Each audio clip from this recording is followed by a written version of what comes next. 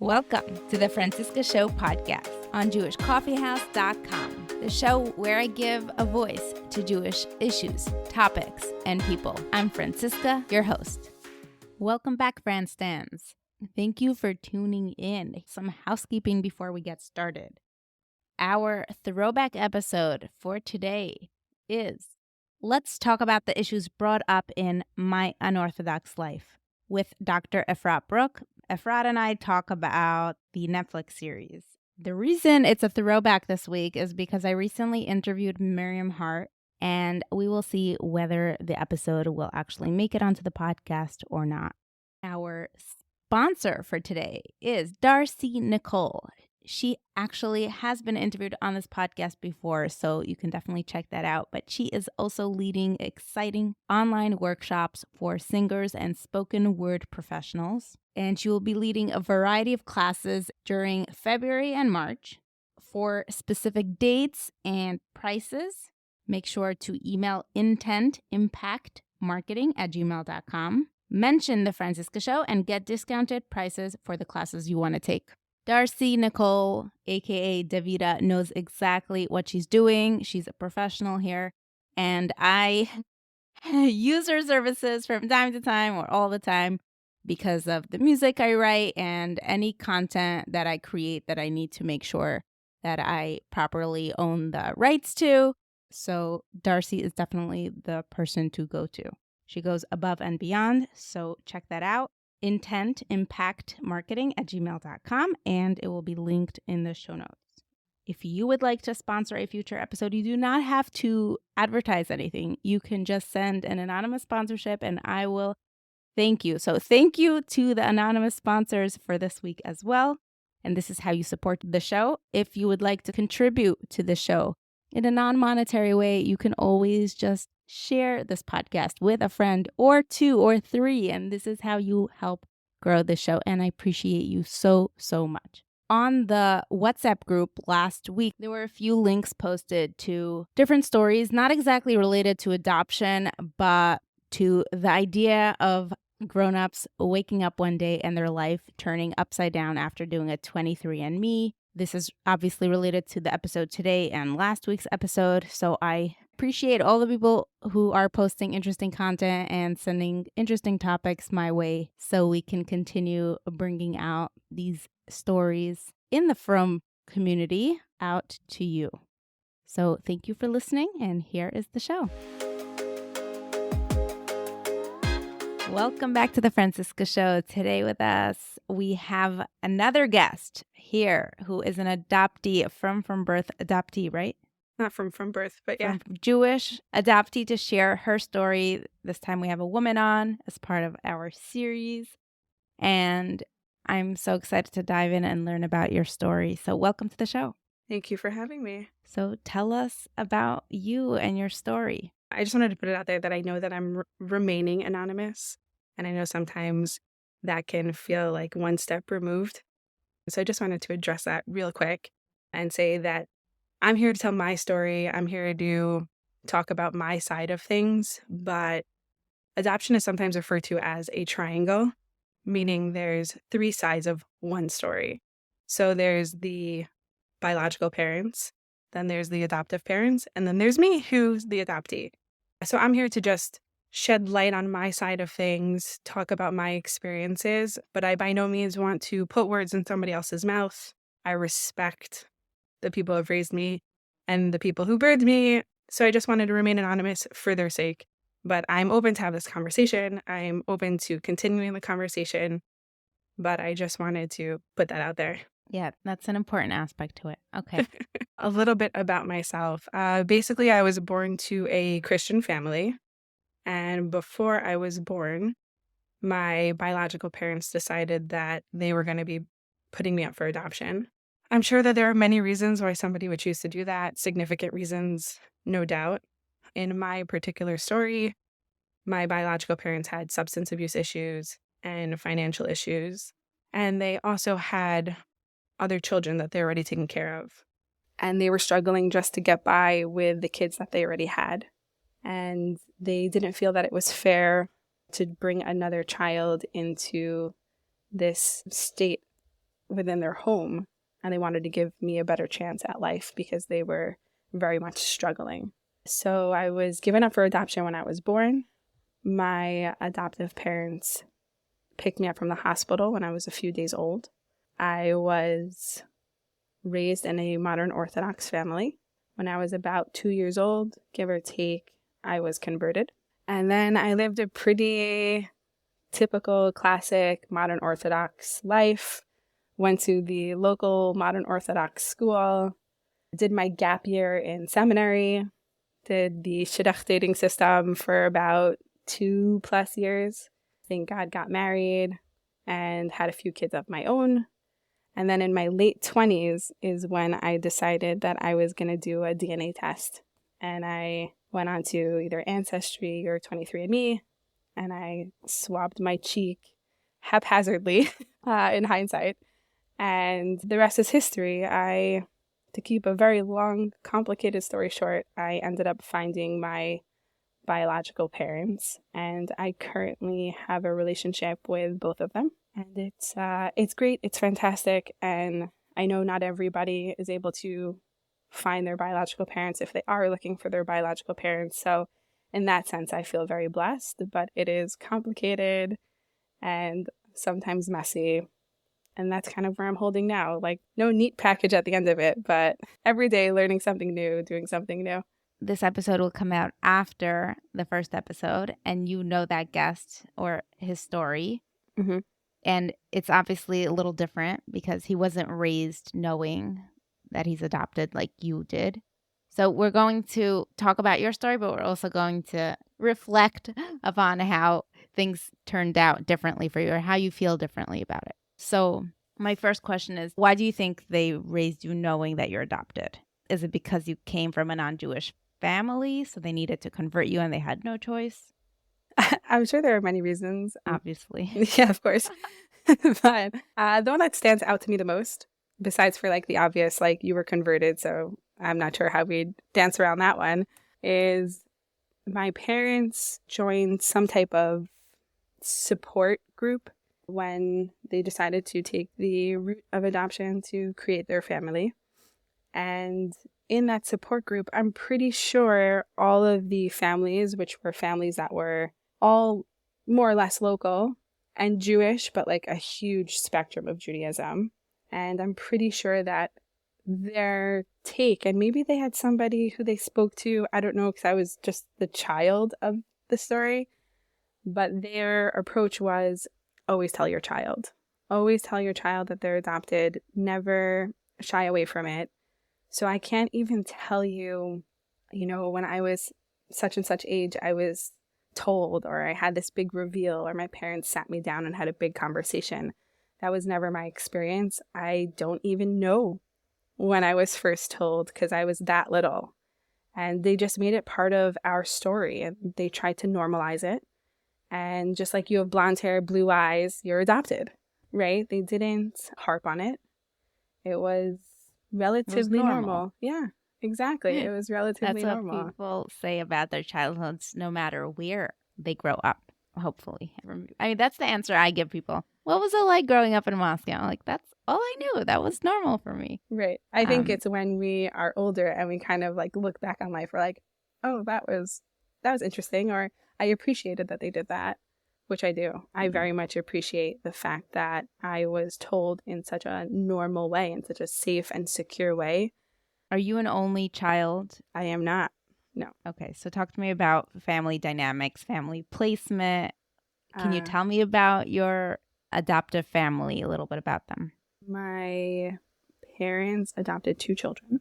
I am one of them.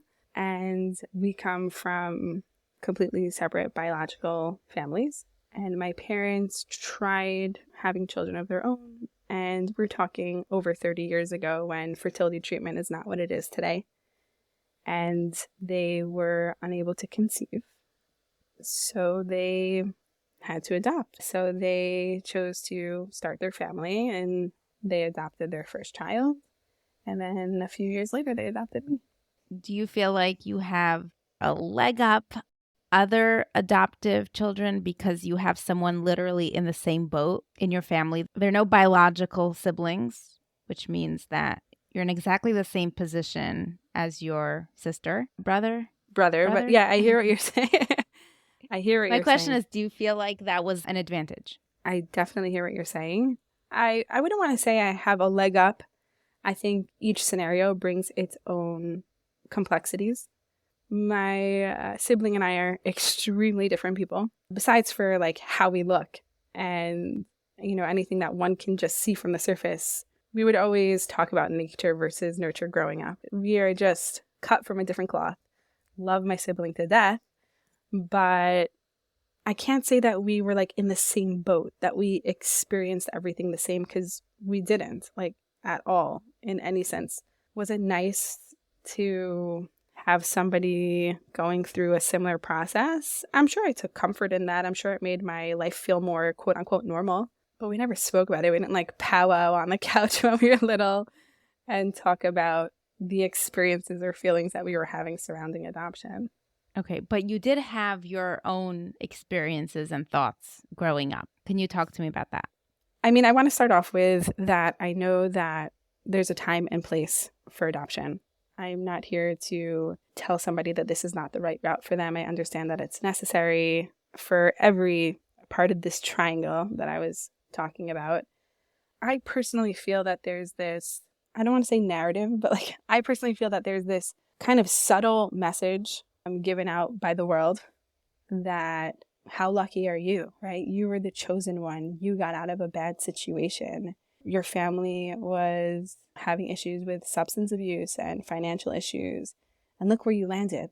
You have nothing to complain about. You have the best ending possible that you could have possibly had. So there's this feeling of that you need to be appreciative and you need to be grateful. And I'm by no means saying that I'm not. I absolutely recognize that I'm living a much more privileged life than I would have otherwise. But I think that people also tend to overlook that every adoption story is different and everybody's going to experience it differently.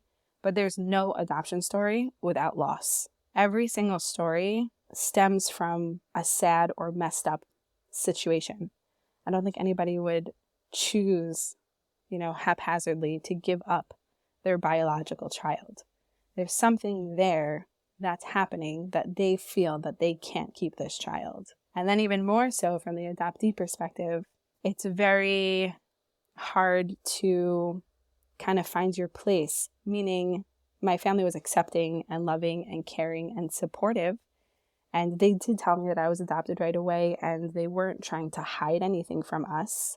And there was, communication in that sense. But adoptees also, or at least my personal experience, was we talk about it on the surface, but let's not dive into it emotionally. Like, you're so lucky, you ended up where you are, things are great, and let's keep it at that. Let's not go any further.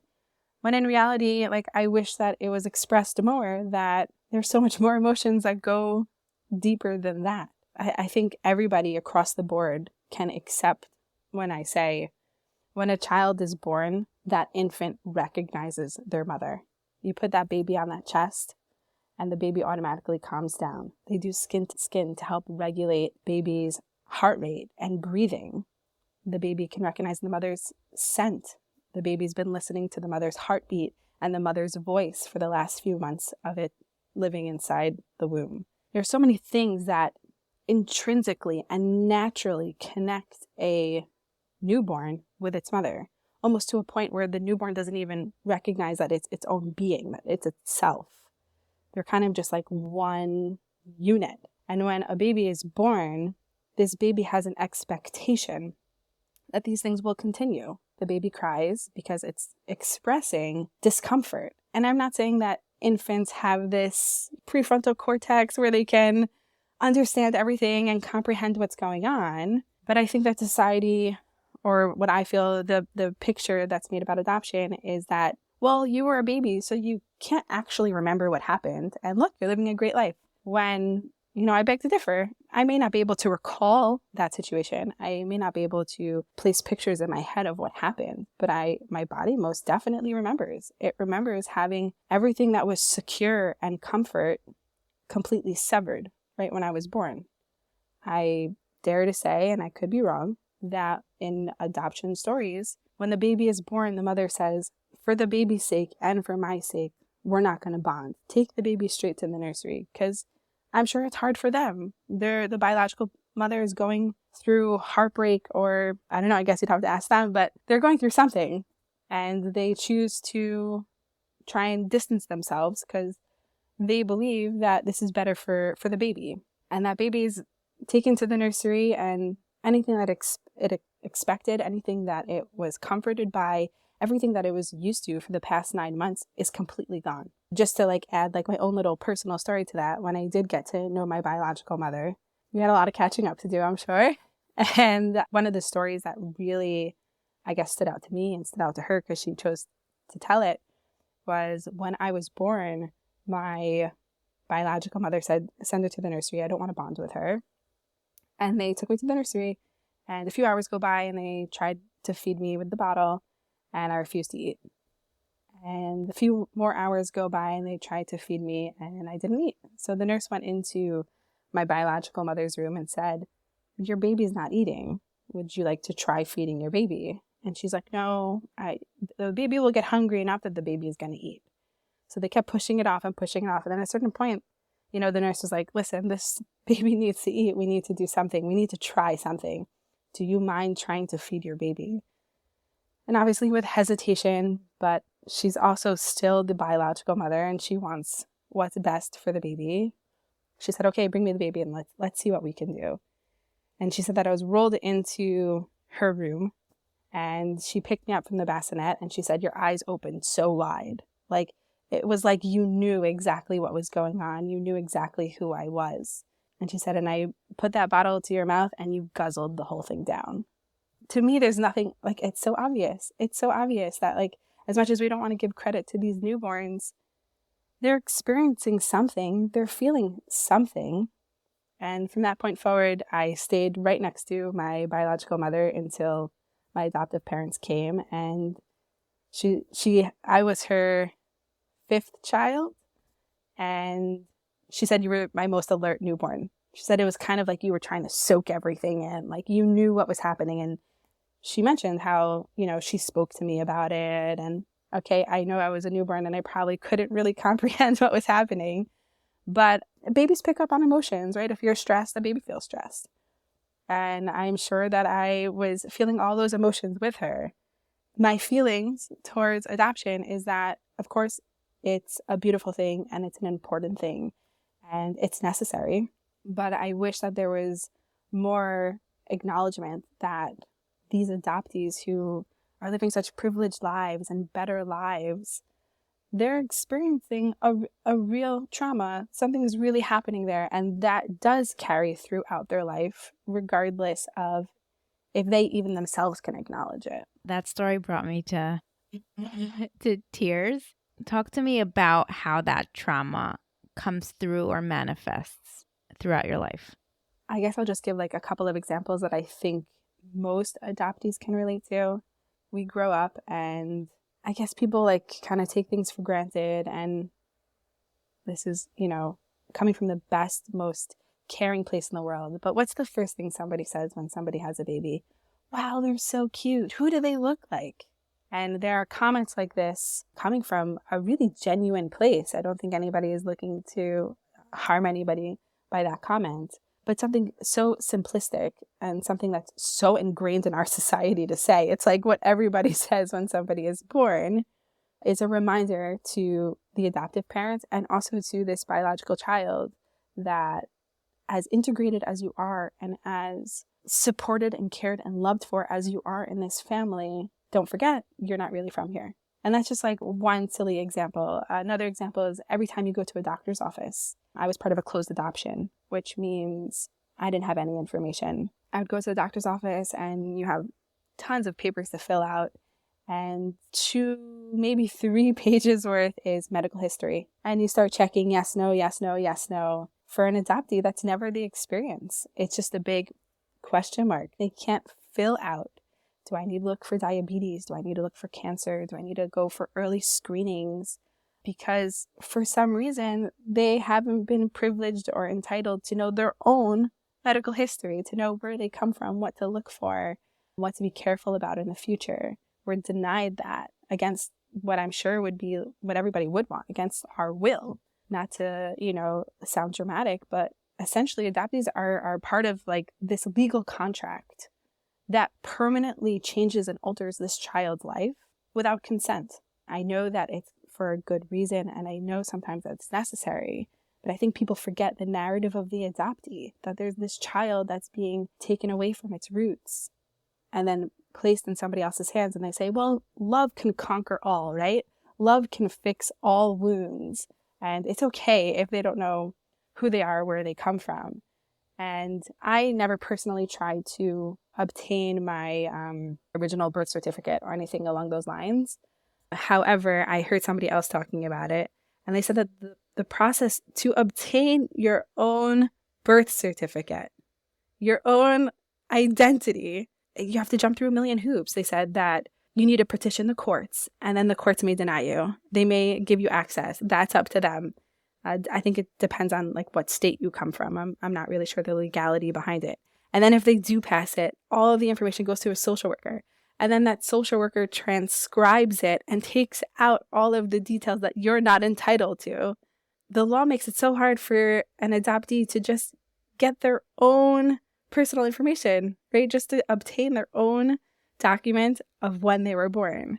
So, there's like a million instances through growing up. We don't have any mirroring, right? We don't look like anybody in our family. We make like silly class projects in school. Make your family tree for homework. That I could make a family tree, and I can take the family that I'm currently living with. And that feels real to me. I don't feel like I'm faking it. But of course, there's that little voice in the back of your head. Like, well, what are my roots? I kind of just sprouted from nowhere and I became a tree. I don't know how that happened. Or in biology class, recessive and dominant genes. Why do you have a widow's peak? Why do you have, blue eyes or brown eyes? All of these questions that people just take for granted because that is the normal, natural, biological way of things. And adoptees like constantly reminded of these things. It could be a fleeting thought. It could be something that they say, oh yeah, that's a little uncomfortable for me, but moving on. And that's fine. Everybody processes things differently. And I think at every stage in your life, you'll probably process it a little bit differently. But there are, tons of reminders that happen growing up. In my interview with our first guest, we did not really go into any halachic or religious aspects. With you, I am sure there's relevant as well. But here, the relevant piece is that your biological family is not Jewish. So you're faced with that. And when I called you from birth, which you technically are from birth, you just weren't Jewish at birth. What are some of the halachic implications that somebody who never thought about it might not know of? I mean, I can only speak from my experience, but when you say halachic, I'm also assuming you mean just like growing up in the orthodox world.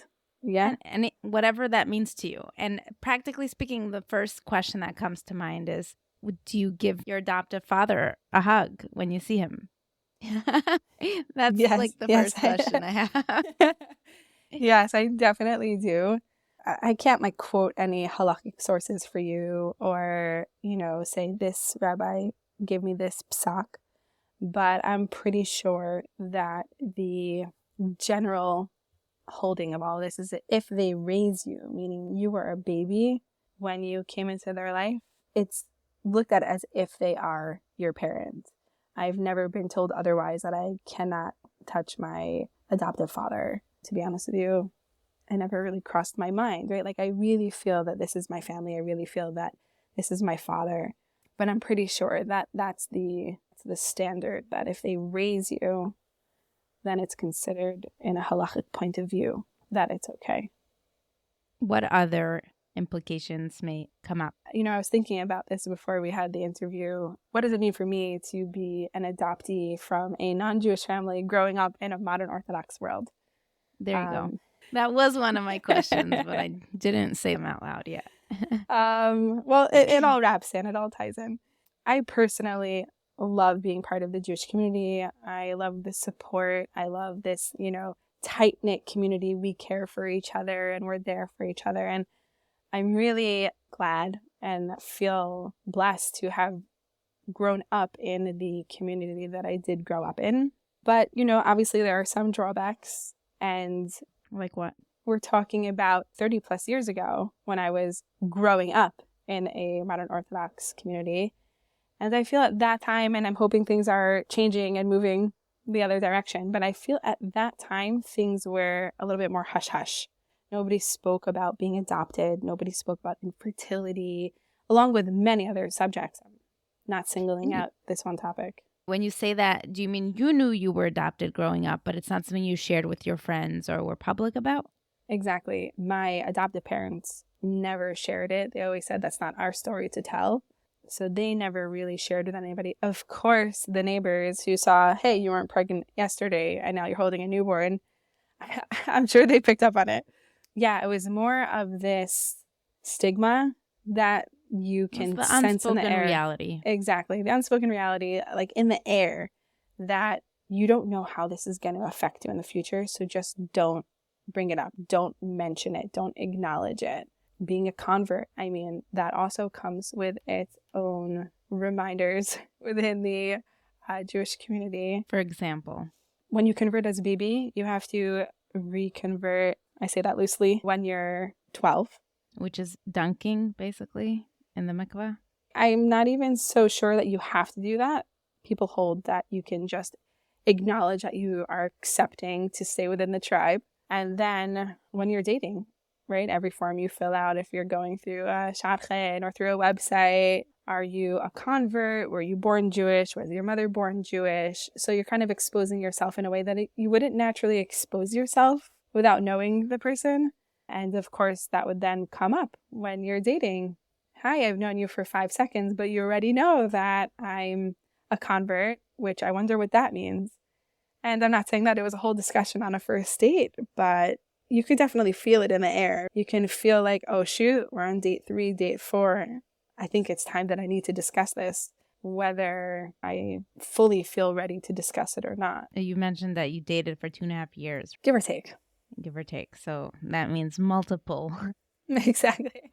times. Exactly. And I mean, even like now with like my children's school applications, sometimes they'll ask, was your mother Jewish? And I get it. Like, I get it. You want to make sure that these people are Jewish. And when you're dating, you want to make sure that your children will be Jewish. And I'm not naive. I understand why it is what it is, but it comes with its Baggage. Your pekola. Exactly. It's this ongoing theme of it's a big deal, but it's nothing. It's something to be grateful for, but it's nothing. Or you shouldn't feel anything. You shouldn't see anything because you weren't even conscious or understanding when it actually was happening. And people think that it just like stays with when you were born, right? You were just an infant. You don't remember.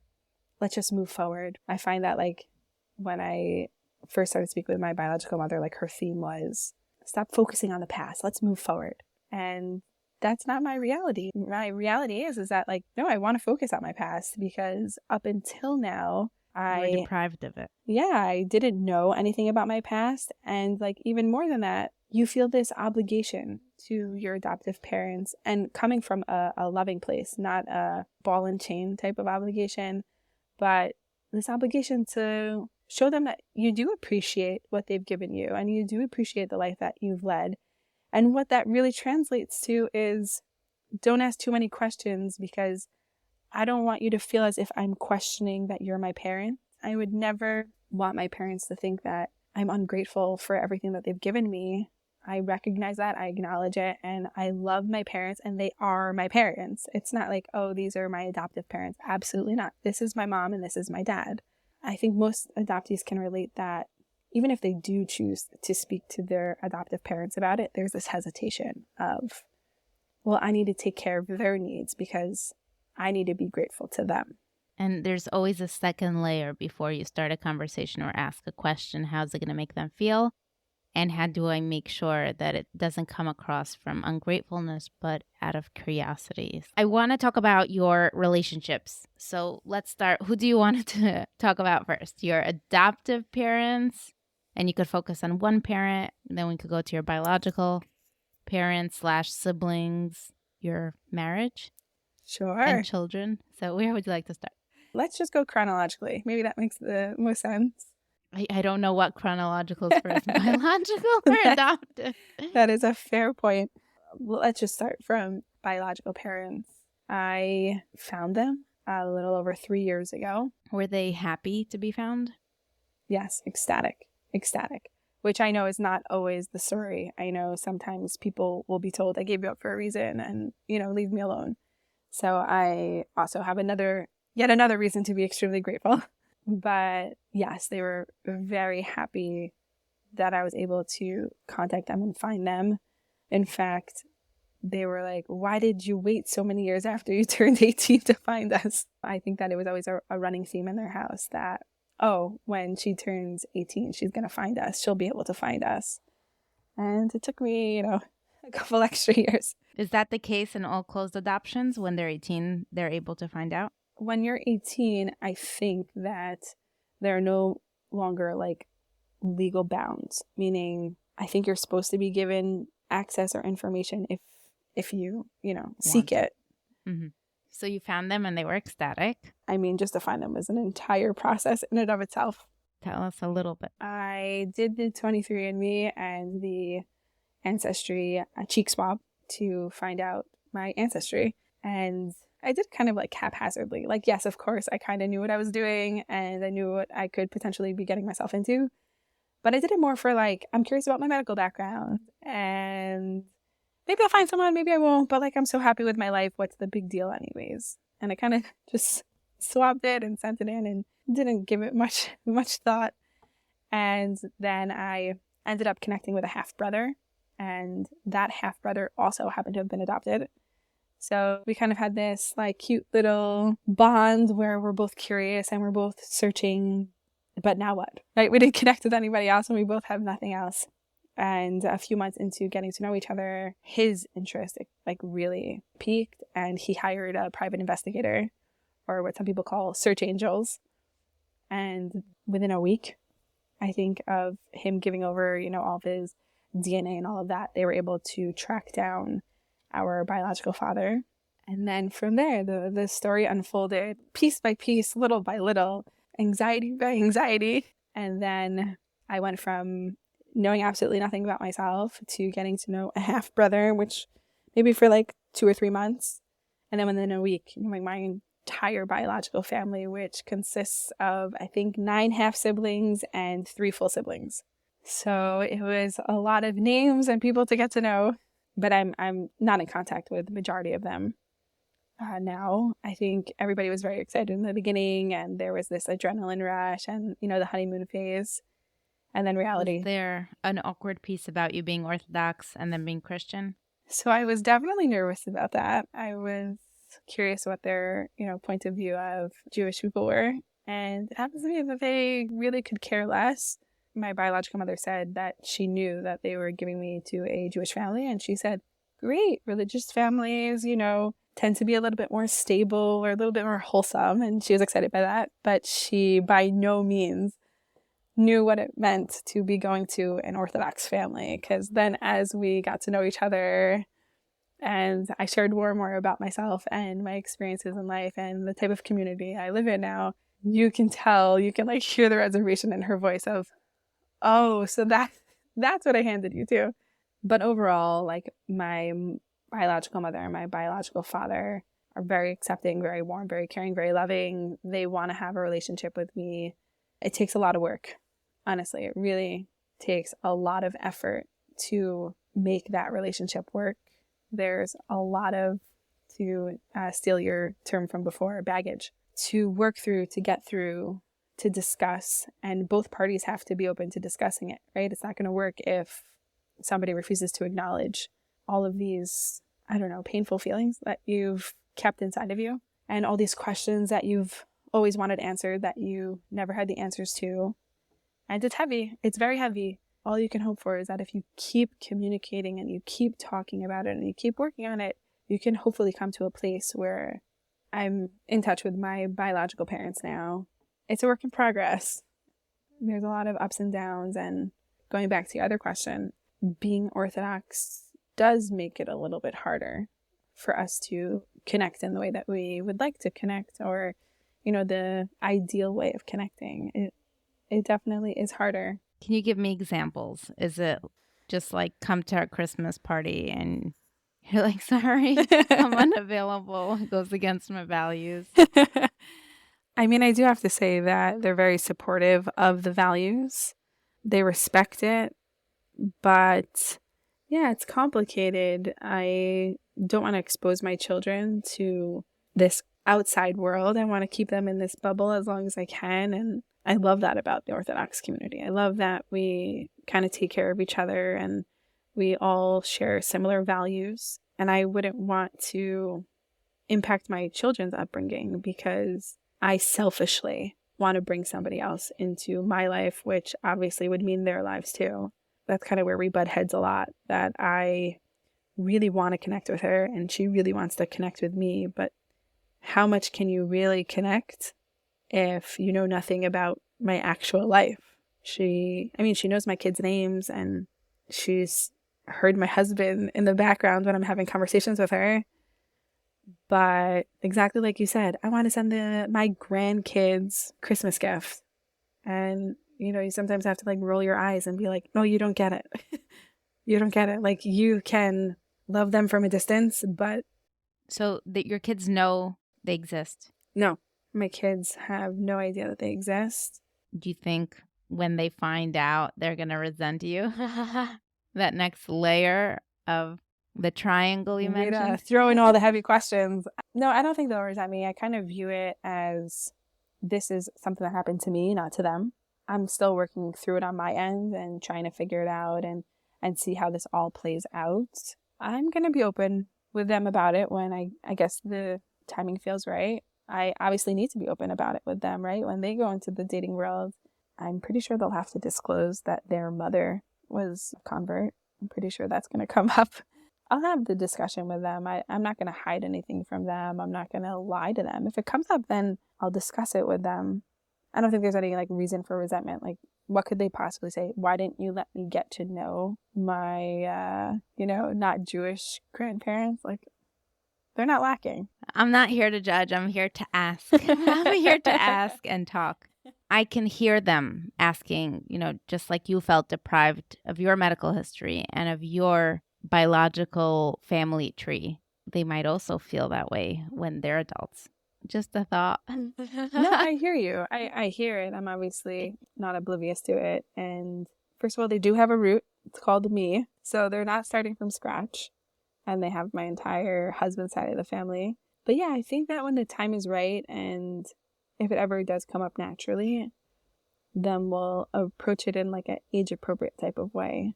So they don't feel that they were denied something. And okay, let's talk about your adoptive parents. What's your relationship like with them now? Do you feel like it's a typical relationship? Yeah, I think so. How would you know it's not typical? Well, you have in-laws, I guess. Right. No, I think it's pretty typical. We have a great relationship with each other. It very much feels like sincere and genuine and real. It doesn't feel like we're putting on some type of act, right? Like, I'll play the daughter role and you play the parent's role. The only thing that I can say that's different is when I found my biological family, I chose not to tell my adoptive parents.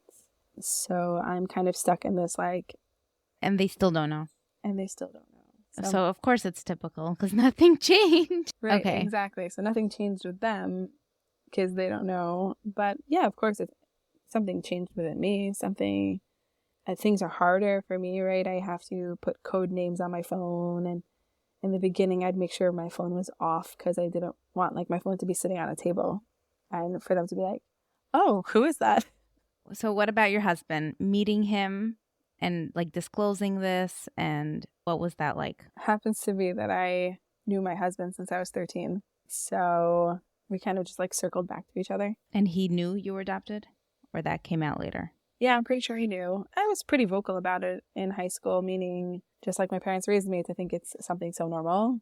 I just thought it was something so normal. I didn't think anything otherwise. No, because earlier you mentioned that you did not share it with friends. It was something you were raised with, but it's not something to discuss. I shared it with close friends. I shared Okay. it with people that I cared about. I didn't like tell it to the world, put it on like my Facebook profile Your status. or whatever. Okay. Exactly. So he knew about it. Okay. Do you feel like it at all impacts your relationship in your marriage? Sure. How so?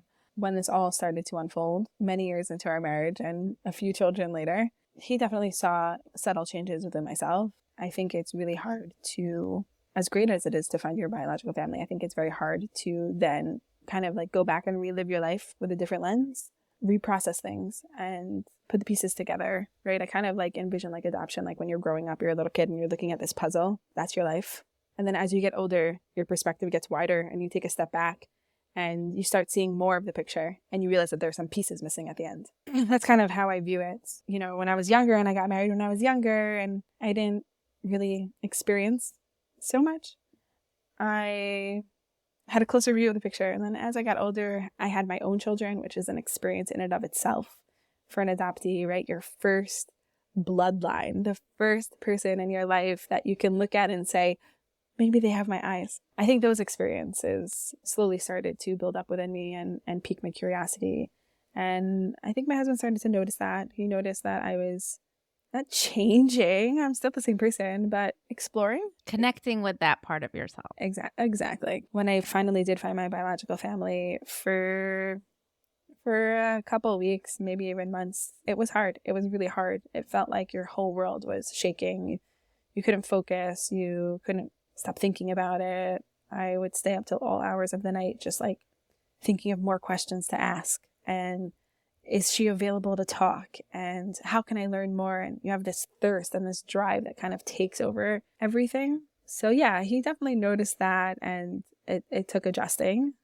Now being a few years past that honeymoon phase or that initial adrenaline rush, there's definitely still things, not every day, but every once in a while, we're still discussing what are our boundaries, what makes sense for our family, right? We're not going to have a Christmas party. So it's definitely still a conversation and it makes things more complicated. But at the end of the day, he's super supportive and he recognizes how can I deny somebody, you know, their own journey, their own personal story, their background, their lineage, their ancestry. We work it out together and I lean on him, he leans on me. That's beautiful. Make it work. Do you have any moments you can share after your postpartum self? Anything that you can circle this story with? To be honest, I did not remember this at all, but I was speaking to my husband a few days ago about the podcast and we were talking about different experiences you have in life that remind you of this or that relate to adoption. My husband turned to me and he said, "Do you remember what you said to me right after our first child was born?" I was like, "No." I have no idea what I said to you.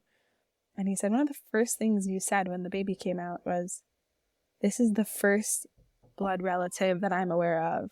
I didn't remember that, but I think that speaks volumes, right? Like, even though I wasn't in connection with that part of myself quite yet, I wasn't really looking or I wasn't as curious, there was still that part of me that acknowledged and recognized, wow, like this is the first person in my life that has similar DNA, you know, can carry my traits and like we can build this family tree together. Wow. So when you did the 23andMe, did you discuss it with your husband first or did you just do it on your own? Yeah, we discussed it, but let's be honest, we didn't know what we were getting ourselves into. If there's a message that you want to spread, what would you like to share? I guess like the whole reason why I was compelled to come on here and share my story was just simply to bring awareness that although I wholeheartedly understand that adoption has a right time and a right place, and I love my family tremendously, and I mean my adoptive family, and I most certainly live a far more privileged life now than I would have, and we're talking like monetary wise. I don't think anyone can actually quantify what is a privileged life, right? Nobody really knows what people go through or what their life would have been like. Socioeconomically. Exactly. I definitely live a more privileged life in that sense. But I really just wanted to highlight that a real trauma takes place when a baby is separated from their birth mother. That natural bond, that instinctual bond is broken. I just love, like, we could walk away from this conversation with the message that, like I said before, every adoptee has a different story. All the stories vary. as you interviewed the other adoptee, and I'm sure our stories are pretty different, but there's no adoption without loss. Every adoption story is going to have loss. And in my experience, the overwhelming response that people have to adoption is focused on, you're so lucky, you're so fortunate, you live in such a loving home. And they ignore the entire concept of the pain and the trauma that adoptees experience because we were only babies. But how can we heal this injured part of ourselves if nobody's even willing to acknowledge that it's not just a baby that was born, that was handed to somebody who is loving and caring, and love makes everything better. It travels with us throughout our entire life and all of our experiences. And even if we can't recall it and put words to it, we most definitely remember that it happened. We live with it. And I think that we should attempt to acknowledge some of the struggles and that make space for, I guess, the adoption process, right? It's not just about the adoptees. It's, 3 pieces of this triangle are involved. Do you think if someone goes through their entire life not knowing they're adopted? Is that possible? Well, if it is possible. Okay. Are they affected? I think that it is impossible for that to happen. Between somebody not being pregnant and then magically appearing with a child. Well, there's surrogacy. Maybe now. That's a possibility. Maybe now, but not so common over 30 years ago. Or if you are from a family, your adopted family is very dark complexion or, dark eyes, dark hair. Match it. Like in a scenario. In like a utopia. And you could create something. My question comes down to, is the knowledge the fact that creates all of this dissonance in the life and all that foundational rebuilding that has to happen? Or are there physiological traumas that happen to the baby that are unable to be masked, no matter how much you can mask the entire life and camouflage the reality that the baby's an adoptee? I know you're not a scientist, so I'm not going to hold you up to it. But no, I mean, I'll tell you how I'm hearing the question, and then you can let me know if I'm getting it right. But essentially, in an ideal world, if we can control everything, which we can't, would it be beneficial for an adoptee to never know that they're adopted? Because then they don't have to reprocess, rebuild themselves. Like the tree, if it fell but no one heard it, did it fall? That's the concept. Is like the knowledge of it that creates the trauma? Mm-hmm. Or is the trauma there no matter what? And there's some physiological things or emotional gaps that are there no matter what because that bond was broken at birth. I actually really appreciate that question because when we decided that we were going to have this conversation, I think the underlying theme here is that I personally feel this sense to prove that something happened, that there is a trauma, there is a separation that happens. And I kept on saying to myself, that's not enough. That's just your feelings. People aren't going to be convinced by some random person's feelings. I started digging into the neuroscience behind it and neuropsychology behind it. And there's definitely information out there. I can tell you little snippets that I personally took away, but I am definitely not a neuropsychologist. And I don't know exactly how everything works within the body. But there was very compelling arguments. Dr. Gabor Mate, and he's been studying adoption his entire career. And he was explaining how our sympathetic nervous system, when we're born, goes haywire. The sympathetic nervous system is responsible for the fight or flight within us. Our adrenaline spikes. We don't know where we are. We don't know what happened to that person that we were with for the past 9 months. And the way that our neural net, the neurons within our brains, start forming and programming, right? Because we're not a computer. We're not born ready to go. We wire as we live life. And those initial wirings go crazy.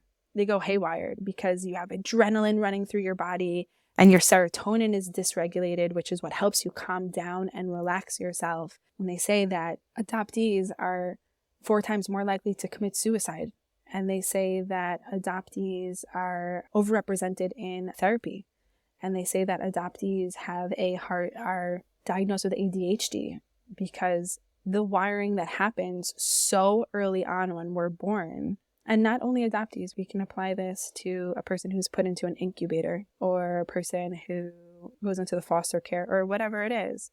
not only adoptees, but there is, if like somebody's interested in it, there really is science behind how there is a physiological change.